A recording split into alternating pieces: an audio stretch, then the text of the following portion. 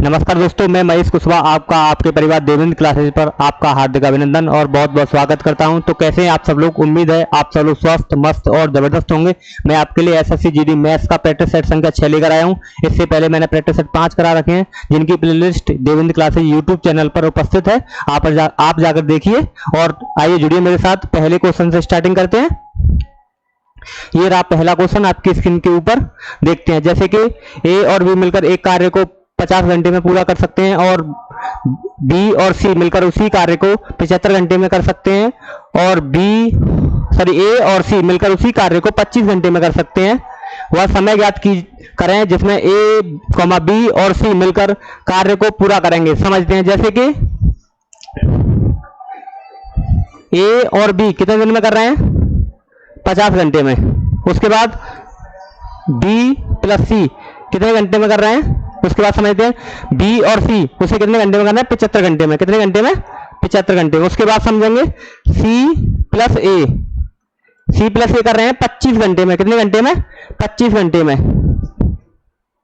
Total work मानेंगे, कितना total work रहा होगा? कितना रहा होगा? इन सब का एलसीएम कितना होगा? 150। कितना? 150। पहले समझेंगे ए और बी 150 यूनिट को 50 घंटे में करते हैं, तो वो 1 घंटे में कितना यूनिट कार्य करते होंगे? 3 यूनिट। समझ रहे हैं? उसके बाद समझेंगे बी और सी 150 यूनिट को 75 घंटे में करते हैं, तो 1 घंटे में वो 2 यूनिट कार्य करते होंगे। उसके बाद देखते हैं सी और ए 150 यूनिट को 25 घंटे में करते हैं, तो 1 घंटे में वो 6 यूनिट कार्य करते होंगे। कितने यूनिट? 6 यूनिट। समझेंगे ये यहां रहा होगा 2A 2B 2C। कितना रहा होगा? 2A 2B 2C। यहां इन तीनों की कैपेसिटी कितनी रही होगी? 3 और 2 5 और 6 11 यूनिट। कितनी 11 यूनिट। समझेंगे।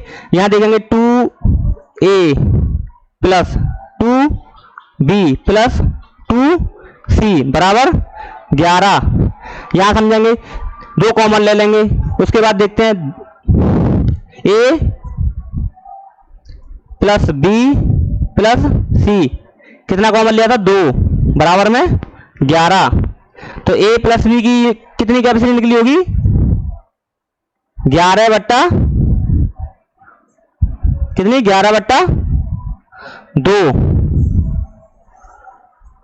एक दिन में ए और बी और सी मिलकर एक दिन में 11 बट्टा 2 यूनिट कार्य करते होंगे, तो 150 यूनिट कितने दिन में करेंगे? 150 बट्टा 11 बट्टा 2। ये यहां पहुंच जाएगा तो कितना हो जाएगा? 150 इंटू 2 कितना हो जाएगा? 300। 300 भाग 11। 300 भाग 11 घंटे में उस कार्य को कंप्लीट करेंगे। ए बी और सी कितने घंटे में करेंगे? 300 बट्टा 11 घंटे में। कितने घंटे में? 300 बट्टा 11 घंटे में। ऐसे ही सेकंड क्वेश्चन समझेंगे, बहुत ही आसान क्वेश्चन था। देखते हैं। 14 सेंटीमीटर ऊंचाई वाले लंब वृत्त है। बेलन का वक्रपृष्ठ क्षेत्रफल 110 सेंटीमीटर स्क्वायर है, तो बेलन का आधार ज्ञात करें। ज्ञात कीजिए। देखते हैं कितना निकलेगा।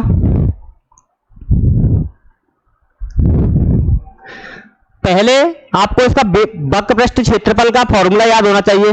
फॉर्मूला रहता है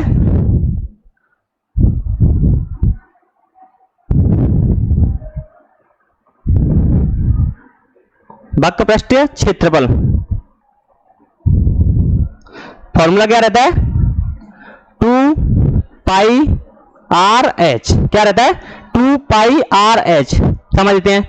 जैसे कि आपको बताया गया है हाइट कितनी दी गई है? ऊंचाई 14 सेंटीमीटर। कितनी दी गई है? 14 सेंटीमीटर। देखते हैं। जैसे कि यहां वक्रपृष्ठ क्षेत्रफल कितना दिया गया है? 110 सेंटीमीटर स्क्वायर। तो लिखेंगे 110 बराबर 2 इंटू पाई का मान कितना रहता है? 22 बट्टा 7 इंटू आर का मान नहीं पता आपको, लेकिन एच का मान पता है। कितना एच का मान? 14। कितना? 14। समझते हैं। 7 से 14 के काटेंगे कितनी बार? 2 बार। अब समझेंगे 22 से 110 को काटेंगे कितनी बार? 5 बार। समझते हैं। यहां होगा 5 बराबर कितना? ये 2 गुणा 2 कितना हो जाएगा? 4 आर। कितना हो जाएगा 4r। उसके बाद देखते हैं यहां r का मान रहा होगा 5/4। कितना रहा होगा 5/4r। समझते हैं जो व्यास रहता है ना, जो व्यास रहता है वो त्रिज्या का दोगुना रहता है। किसका रहता है? त्रिज्या का दोगुना। तो यार त्रिज्या का दोगुना कर देंगे तो दो का इधर मल्टीप्लाई हो जाएगा, या फिर ऐसे कर सकते हैं 5/4 इंटू दोगुना कर देंगे किसको? r को। तो यहां 2 से इसको काटेंगे, कितनी बार कटेगा? 2 बार। तो यहां हो जाएगा 5/2। कितना हो जाएगा? 5/2। 5/2 का मतलब क्या रहता है? 2.5 सेंटीमीटर। क्या 2.5 सेंटीमीटर रहा होगा व्यास। कितना रहा होगा? 2.5 सेंटीमीटर। व्यास जो रहता है वो त्रिज्या का दोगुना रहता है। व्यास कितना रहता है? त्रिज्या का दोगुना। तो कितना निकला है? 2.5 सेंटीमीटर। ऐसे ही नेक्स्ट क्वेश्चन देखेंगे, बहुत ही आसान क्वेश्चन था। देखते हैं, दो संख्याओं के बीच का अंतर उनके योग का 15% है। पहले समझते हैं, छोटी संख्या और बड़ी संख्या का अनुपात ज्ञात करें। देखते हैं क्वेश्चन बहुत ही आसान है। जैसे कि दो संख्याओं के बीच का अंतर, पहली संख्या a होगी और दूसरी संख्या b होगी। इन दोनों का डिफरेंस उनके योग का कितना है? तो योग कितना रहा होगा? a plus b। कितना प्रतिशत है? 15%। तो लिखेंगे इनटू में 15/100। कितना? 15/100। देखते हैं, यहां देखेंगे a minus B upon a plus B बराबर कितना है? 15/100। कितना है? 15/100। अब देखते हैं, 5 से काट लेते हैं इन नंबरों को, तो कितना हो जाएगा? a माइनस बी बट्टा a प्लस बी बराबर 5 से 15 कितनी बार कटेगा? 3 बार। और 5 से 100 कितनी बार कटेगा? 20 बार। कितनी बार? 20 बार। देखते हैं कितनी बार? 20 बार। देखते हैं यहां a माइनस बी का डिफरेंस है 3 और a प्लस बी बराबर है 20। a प्लस बी बराबर कितना है? 20। तो समझते हैं, तो छोटी संख्या और बड़ी संख्या के बीच का अंतर देखना है आपको। अगर आपको बड़ी संख्या निकालनी है, कौन सी निकालनी है? बड़ी संख्या। तो इन दोनों का जोड़ कर आधा कर देंगे। और छोटी संख्या निकालनी है तो इन दोनों का डिफरेंस देखकर आधा कर देंगे। देखते हैं इन दोनों का डिफरेंस कितना है। पहले देखेंगे बड़ी a का मान निकालने के लिए 20 प्लस 3/2 और छोटी संख्या निकालने के लिए क्या रहता है? 20 माइनस 3/2। यहां ध्यान देंगे पहले, ये कितना हो जाएगा? a का मान रहा होगा 23/2 और यहां रहा होगा 17/2। कितना रहा होगा? 17/2। समझते हैं, छोटी संख्या कितनी है? 17/2 और बड़ी संख्या कितनी है? 23/2। कितनी है? 23/2। समझेंगे छोटी संख्या लिखेंगे पहले। छोटी संख्या यहां समझते हैं, इसमें समझेंगे छोटी संख्या को।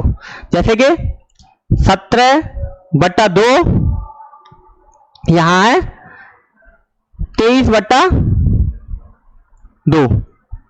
2 से 2 को कट जाएगी तो यहां कितना बचेगा? 17/23। कितना? 17/23। कितना आंसर है? 17/23। छोटी संख्या और बड़ी संख्या का जो अनुपात है ना वो कितना है? 17/23। बहुत ही आसान क्वेश्चन है, समझ पाए होंगे। देख लो इधर, क्वेश्चन को समझिए और नोट कीजिए। ऐसे नेक्स्ट क्वेश्चन को समझेंगे, बहुत ही आसान है। देखते हैं, रूबी ने 1 रुपए में 20 बटन खरीदे। 25% लाभ प्राप्त करने के लिए उसे 1 रुपए में कितने बटन बेचने चाहिए? समझते हैं। जैसे कि 1 रुपए में रूबी ने कितने बटन खरीदे हैं? 20। उसको कितने प्रतिशत का लाभ कमाना है? 25% का। तो लिखेंगे 125/100। समझते हैं आगे।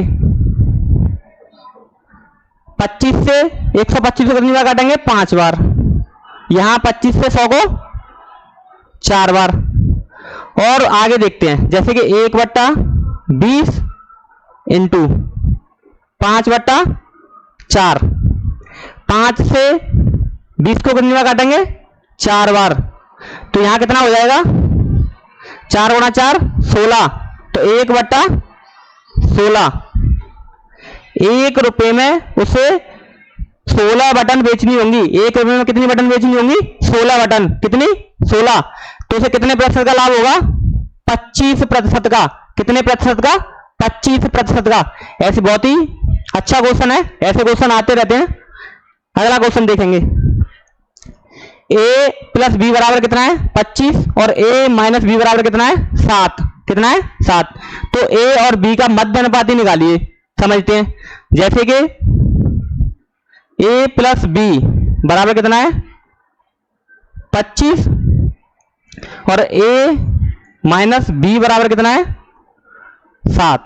अभी मैंने आपको बताया है कि बड़ा नंबर निकालने के लिए इन दोनों को जोड़कर 2 का भाग दे देंगे, और अगर छोटा नंबर निकालना है तो इन दोनों को घटाकर 2 का भाग दे देंगे। देखते हैं, जैसे कि मैंने अभी बताया आपको, a का मान निकालने के लिए 25 प्लस 7 भाग 2। समझते हैं, जैसे कि कितना हो जाएगा ये? 25 और 7 32। तो a का मान कितना निकला होगा? 32 भाग 2। तो a का मान निकला होगा 16। कितना निकला होगा? 16। उसके बाद देखेंगे b का मान निकालने के लिए इन दोनों का डिफरेंस देखेंगे। 25 माइनस 7 भाग 2। b का मान देखेंगे, यहां बचा होगा 25 से 7 कम होंगे तो कितना बचा होगा? 18/2। तो b का मान जो निकलेगा वो कितना निकलेगा? 9। कितना? 9। कितना मान निकला होगा? 9। मध्य अनुपाती निकालने के लिए क्या फार्मूला रहता है? रूट में, इसका रूट में a इंटू बी क्या रहता है? मध्य अनुपाती निकालने के लिए फार्मूला रहता है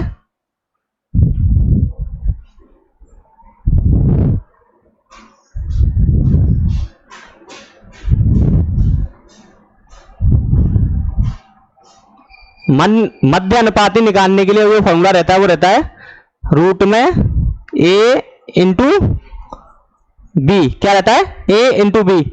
a का मान कितना है? a का मान है 16 इंटू बी का मान कितना है? 9।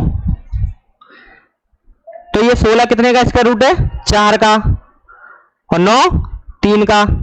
तो जो मध्य अनुपाती निकला होगा 4 गुणा 3 कितना हो जाएगा? 12। तो मध्य अनुपाती कितना निकला इन दोनों संख्याओं का? 12, जो कि ऑप्शन नंबर सी पर है। किस पर है? सी पर है। बहुत ही अच्छा क्वेश्चन है। ऐसे ही नेक्स्ट क्वेश्चन देखेंगे। देखिए अगला क्वेश्चन, एक वस्तु का अंकित मूल्य 1 लाख रुपए है। एक वस्तु का अंकित मूल्य 1 लाख रुपए है, लेकिन दुकानदार के 20% और 10% की दोहरी छूट दी। लेकिन दुकानदार ने 20% और 10% की दोहरी छूट दी, अतः उसने किस मूल्य पर वस्तु बेची? समझते हैं, जैसे कि कोई वस्तु का अंकित मूल्य 1 लाख रुपए है, किसी दुकानदार ने उस पर 2 छूट दी गई है। छूट दी है कौन कौन सी? एक पहली 20% की और दूसरी 10% की छूट है। देखिए कोई वस्तु 1 लाख रुपए की है, कितने रुपए की है? 1 लाख रुपए की। पहली जो छूट है वो कितनी है? 20%। तो 20% की छूट मिल जाएगी। 100 पर 20% की छूट होगी तो 80 में बेची गई होगी वस्तु। उसके बाद कितने की दी है? 10% की। तो 10 की, तो इसका मतलब ये 90 में बेची गई होगी 100 की वस्तु।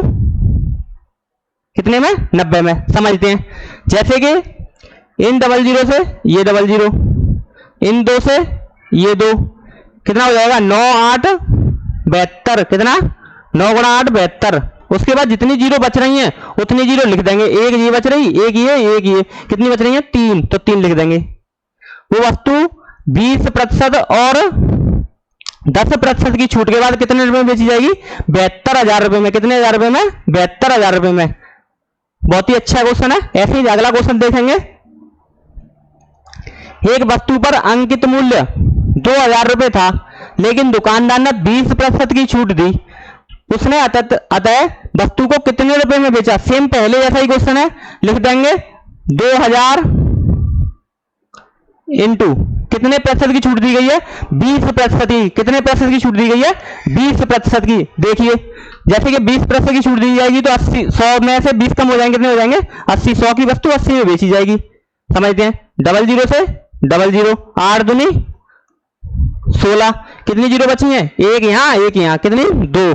तो कितने रुपए में बेची जाएगी वस्तु? 1600 रुपए में। 2000 की वस्तु अगर 20% की छूट पर बेची जाएगी कितने में बेची जाएगी? 1600 रुपए में। कितने रुपए में? 1600 रुपए में। अगला क्वेश्चन देखेंगे। देखिए एक कुर्सी 800 रुपए में खरीदी जाती है और 1100 रुपए में बेच दी जाती है, तो लाभ प्रतिशत ज्ञात कीजिए। क्या ज्ञात करना है? लाभ प्रतिशत। देखते हैं। जैसे कि 800 रुपए में खरीदी, कितने रुपए में खरीदी? सीपी क्या है? 800 रुपए। और सेलिंग प्राइस क्या है? एसपी कितना है? 1100 रुपए। तो कितने रुपए कमाए? कितने रुपए कमाए? 300 रुपए। कितने रुपए कमाए? 300। कितने पर कमाए? सीपी कितना है? 800। लाभ और हानि करना हमेशा क्रय मूल्य पर करनी होती है, कॉस्ट प्राइस पर, इंटू 100। 00 से 00 यहां हो जाएगा 300/8। कितना? 300/8। अगर 300 को 4 से काटा जाएगा तो कितनी बार कटेगा? 75 बार। कितनी बार? 75। और यहां 8 को 4 से काटेंगे कितनी बार? 2 बार। 75 का आधा कितना रहता है? 37, 37.5। 37.5% का लाभ होगा। कितने प्रतिशत का लाभ होगा? 37.5% का, जो कि ऑप्शन नंबर ए पर है। कितने प्रतिशत का लाभ होगा? 37.5% का। अगर वस्तु 800 रुपए की वस्तु 1100 रुपए में बेची जाएगी तो उसे कितने प्रतिशत का लाभ होगा? 37.5% का। कितने प्रतिशत का? 37.5% का। अगला क्वेश्चन देखेंगे। एक व्यक्ति कार से 600 किलोमीटर की दूरी 50 किलोमीटर प्रति घंटे की औसत चाल से तय करता है और 100 किलोमीटर की दूरी 100 किलोमीटर प्रति घंटे की चाल से तय करता है और अंत में 50 किलोमीटर की दूरी 25 किलोमीटर की चाल 25 किलोमीटर प्रति घंटे की चाल से करके अपने गंतव्य तक पहुंचता है। पूरी यात्रा के दौरान उसकी औसत चाल ज्ञात कीजिए।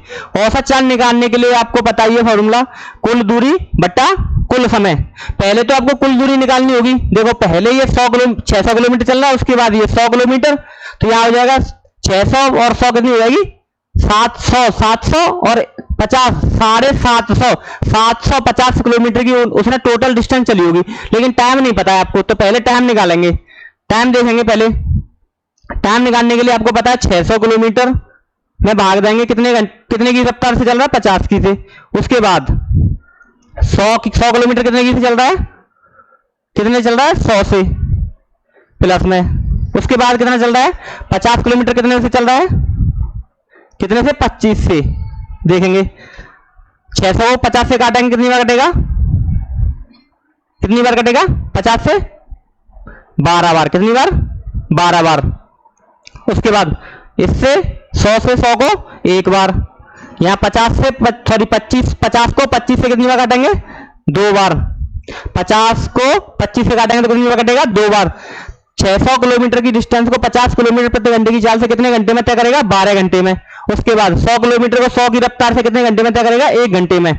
उसके बाद 50 किलोमीटर को 25 किलोमीटर प्रति घंटे की रफ्तार से कितने घंटे में तय करेगा? 2 घंटे में। कितने घंटे में? 2 घंटे में। तो उसने टोटल टाइम कितना लिया? 12 और 1 13 और 2 15। कितना टोटल टाइम लिया उसने? 15 घंटे का। टाइम कितना लिया?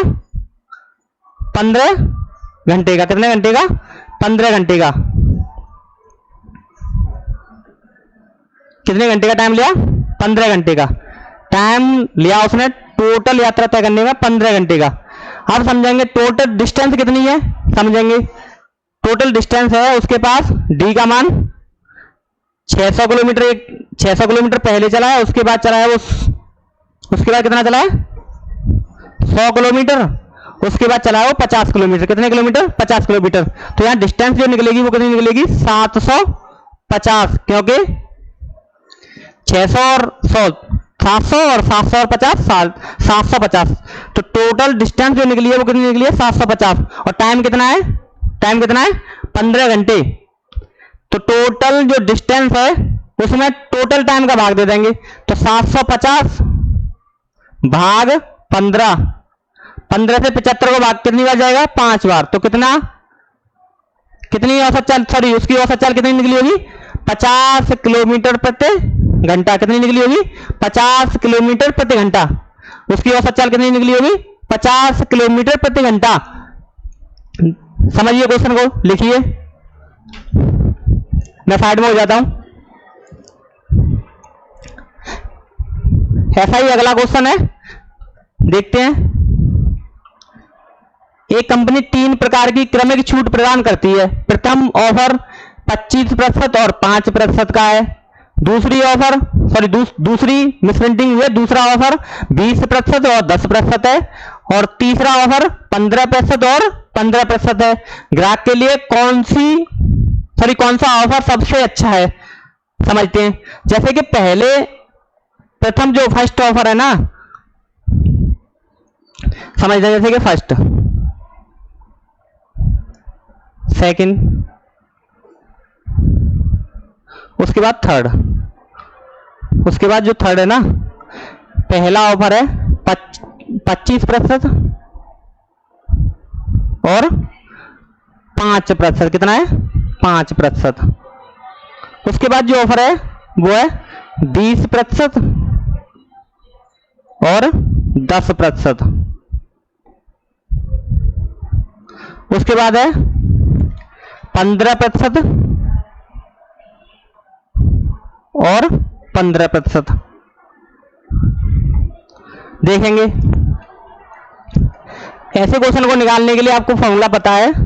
ये सबसे डिस्काउंट का x plus Y plus X Y upon 100,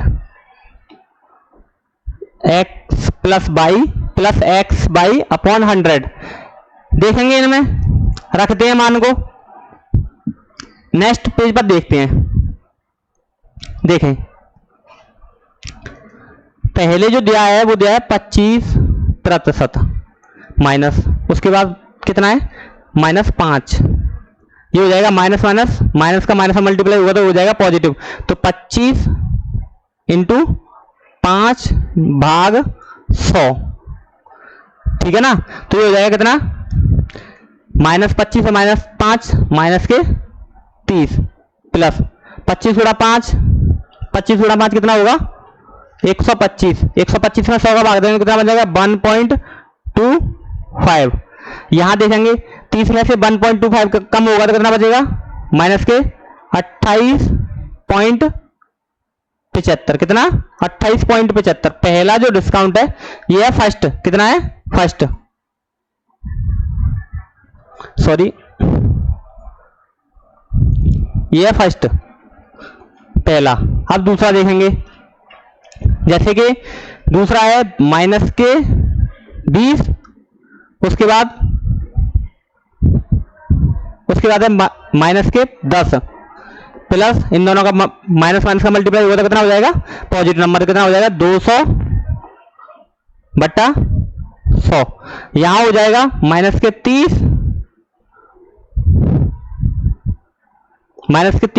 ये हो जाएगा यहाँ प्लस 2, तो यहाँ हो जाएगा माइनस के 28। कितना हो जाएगा? 28। ये 28% की छूट मिलेगी आपको माइनस में। ये है सेकंड। कितना है? सेकंड। अब देखेंगे थर्ड को समझते हैं। जैसे कि -15, फिर -15, उसके बाद समझेंगे प्लस 15 इंटू 15, 15 इंटू 15 बट्टा 100। यहां हो जाएगा ये माइनस के 30 और ये हो जाएगा प्लस के 15 इंटू 15 225, तो ये हो जाएगा 2.25। यहां कम कर देंगे तो कितना हो जाएगा? ये कितना हो जाएगा?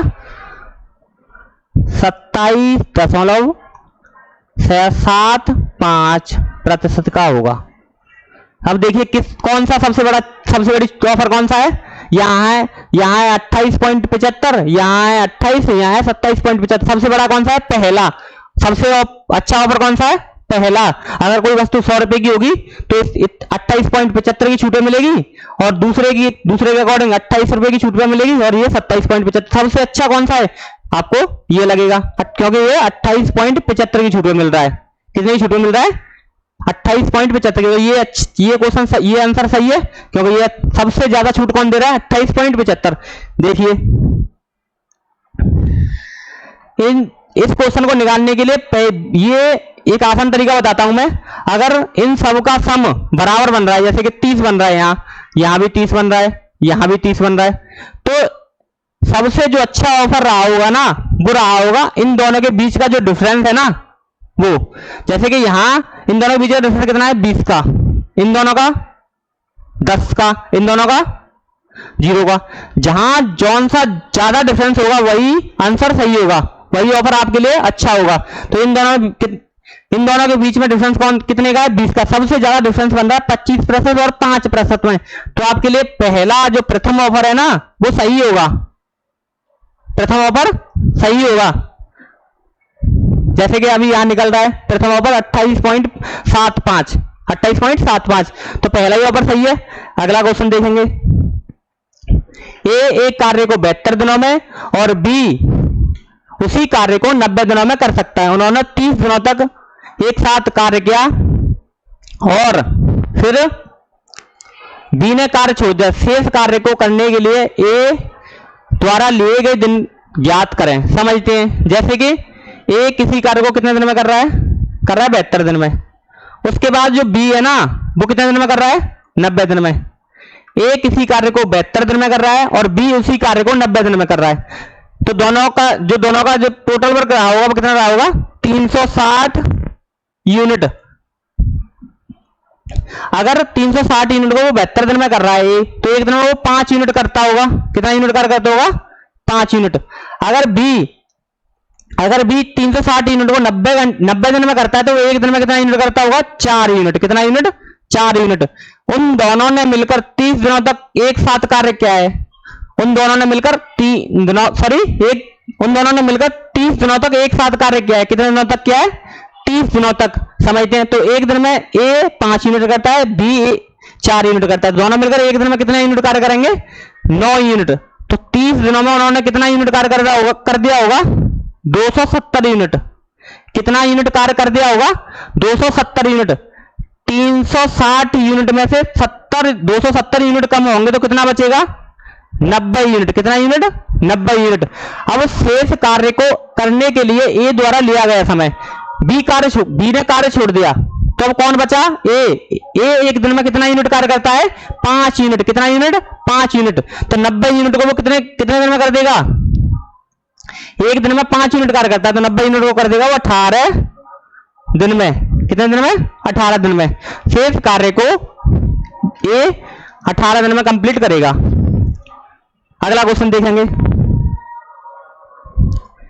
8, 16, 20 और 32 से विभाज्य सबसे छोटी संख्या ज्ञात करें। समझते हैं। जैसे कि 8, उसके बाद 16 और उसके बाद 20, उसके बाद 32। समझते हैं। जैसे कि मैं आपको बताता हूं, पहले एलसीएम निकालने के लिए सबसे बड़ा नंबर कौन है? 32। तो 32 लिखेंगे। इसके फैक्टर क्या है? 4 × 5। इसके फैक्टर क्या है? 8 × 2। इसके क्या है? 8 × 1। अब समझेंगे। पहले समझेंगे इसका इसमें भाग जा रहा है या नहीं जा रहा। 8 का 32 में भाग जा रहा है, कंप्लीट भाग जा रहा है। 32 में 16 का भाग जा रहा है, 20 का नहीं जा रहा, लेकिन 4 का जा रहा है। कितने का जा रहा है? 4 का। यहां बच कितना रहा है? 5। तो × 5 ये बन गया एलसीएम। 32 पंजे कितना होता है? 160। कितना होता है? 160। तो जो 160 आंसर है। इन 8, 16, 20 और 32 से विभाज्य होने वाली सबसे छोटी संख्या कितनी है? 160। कितनी है? 160। ये रहा एलसीएम। अगला क्वेश्चन देखेंगे।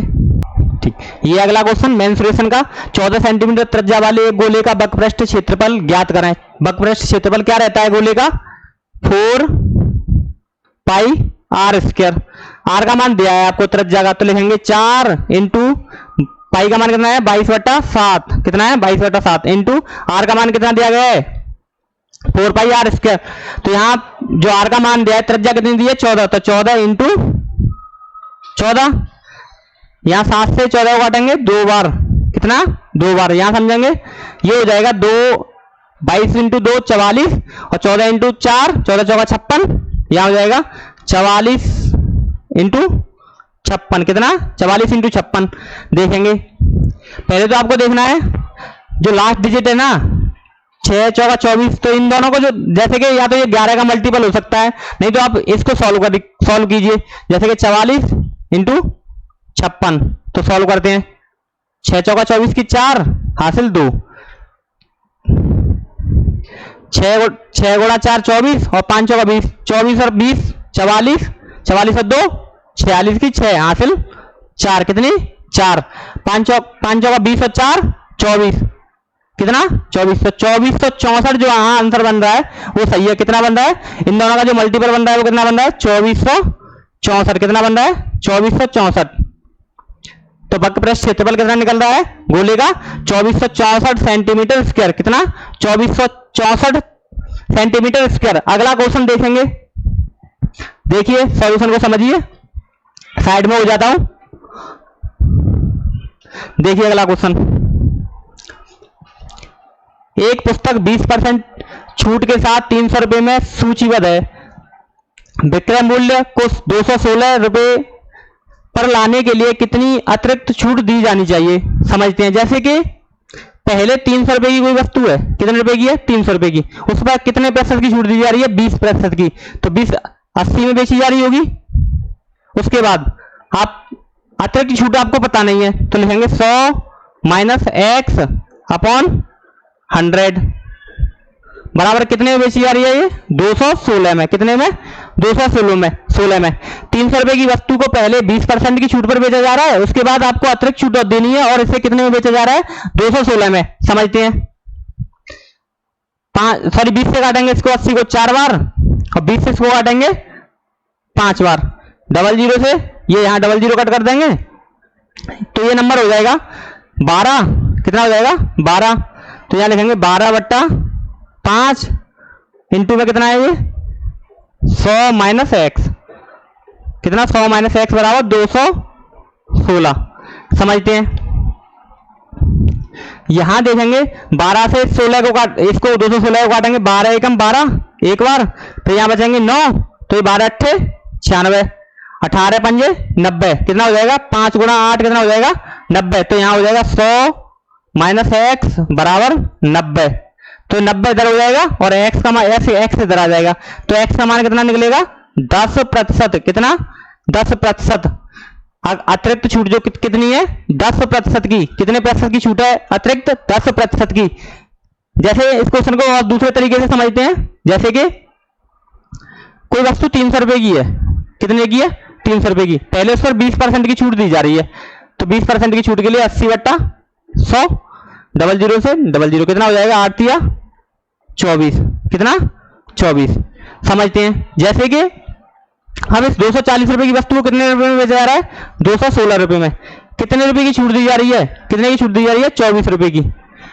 240 रुपए की वस्तु को 216 में बेचने में 24 रुपए की छूट दी जाएगी, कितने की 224 रुपए की छूट दी जाएगी, कितने पर 240 रुपए पर, कितने रुपए पर 240 रुपए पे, 24/240 अपॉन इंटू 100, यहां समझेंगे 0 से 0 और 24 से 24 कितना हो जाएगा, बचेगा कितना कैलकुलेशन करने के बाद 10%, तो कितने प्रतिशत की छूट दी गई 10% की, कितने प्रतिशत की 10% की, जो कि ऑप्शन नंबर सी पर है। अगला क्वेश्चन देखेंगे, 140 मीटर और 160 मीटर लंबी दो ट्रेनें समांतर लाइनों पर एक 40 किलोमीटर प्रति घंटे की चाल से और दूसरी 50 किलोमीटर प्रति घंटे की चाल से एक दूसरे की ओर दौड़ रही हैं। जिस क्षण वे दोनों ट्रेनें आपस में मिलेंगी उसके बाद कितने समय में एक दूसरे को पार करेंगी। तो पहली ट्रेन की लंबाई कितनी है 140 मीटर, उसके बाद दूसरी ट्रेन की 160 मीटर, कितनी, तो टोटल डिस्टेंस कितनी बन जाएगी 0 + 0 0, उसके बाद 6 और 4 10 की 0 हासिल 1 और 1 300 मीटर। टोटल डिस्टेंस बनी, दोनों ट्रेनों की लंबाई कितनी है, टोटल 300 मीटर। कितनी है, 300 मीटर। उसके बाद समझेंगे, पहली ट्रेन की जो चाल है वो 40 किलोमीटर प्रति घंटा और दूसरी की कितनी है, 50 किलोमीटर प्रति घंटा। ये मीटर में लंबाई। उसके बाद ये जो चाल दी गई है वो कितने में दी गई है, 90 किलोमीटर प्रति घंटा। जो चाल है ना वो है किलोमीटर प्रति घंटा में। इसे मीटर प्रति सेकंड में बदलने के लिए कितने का मल्टीप्लाई करना होता है, 5/18 का। तो लिखेंगे 90 इंटू 5/18। 18 से 90 को काटेंगे 5 बार तो कितना हो जाएगा, 25। कितना, 25 मीटर प्रति सेकंड। मतलब एक सेकंड में वो ट्रेन है एक दूसरे को कितनी दूरी की डिस्टेंस तय करेंगी, 25 मीटर की। तो 300 मीटर पार करने के लिए उन्हें कितना समय लगेगा, 25 का भाग दे रहे हैं कितनी बार, 12। कितना समय लगेगा, 12 सेकंड का। कितना सेकंड का, 12 सेकंड का। एक दूसरे को पार करने के लिए उन्हें कितने सेकंड का समय लगेगा, 12 सेकंड का। देखिए अगला क्वेश्चन, ए एक कार्य को 20 दिनों में कर सकता है, बी उसी कार्य को 24 दिनों में कर सकता है। यदि दोनों एक साथ कार्य करते हैं तो उन्हें कार्य पूरा करने के लिए कितने दिन लगेंगे। जैसे कि ए कितने दिन में कर रहा है, 20 दिन में, और बी उसी कार्य को कितने दिन में कर रहा है, 24 दिन में।